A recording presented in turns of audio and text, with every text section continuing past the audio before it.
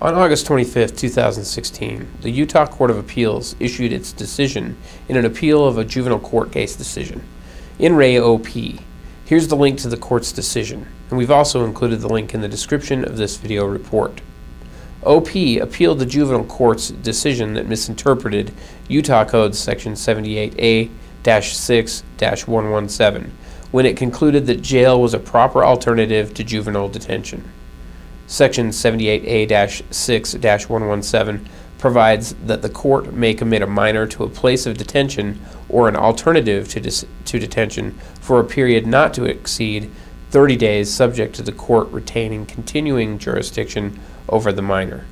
Under the relevant statutory provisions, the Court of Appeals concluded that an adult jail cannot be considered a place of detention. The Juvenile Court Act defines detention in part as secure detention for the temporary care of a minor who requires secure custody in a physically restricting facility. Secure detention, as defined by the Code, requires a facility operated by or under contract with the Division of Juvenile Justice Services. An adult jail is not such a facility, and the juvenile court therefore had no authority to commit OP to jail as a place of detention. But this does not resolve the question of whether the adult jail was a permissible alternative to detention. The Court of Appeals concluded that it was. To begin with, the word alternative indicates something different from the other specified option, i.e., something different from a place of detention. Because jail cannot be considered a place of detention under Section 78A-6-117, it follows that jail is something different from a place of detention, that is, to an alternative to detention. But obviously a juvenile court does not have authority to commit a minor to any conceivable alternative to detention.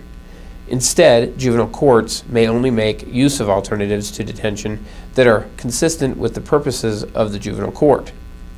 And the legislature has conferred on juvenile courts the authority to confine a minor to jail in certain circumstances. The juvenile court acted within its authority when it ordered OP to serve time in jail in this case. The court explicitly had the power to commit OP to an alternative to detention. Jail is an alternative to detention. Jail is an option available to the juvenile court under several scenarios.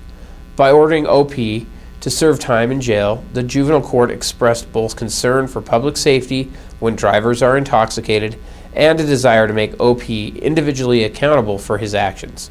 Because this motivation and outcome are in keeping with the Juvenile Courts Act purposes and plain language, the Court of Appeals stated that it cannot agree with OP that the juvenile court misinterpreted Section 78A-6-117. And while a child may not be committed to jail under Utah law, OP was not a child when he was committed to jail. The order of the juvenile court is therefore affirmed.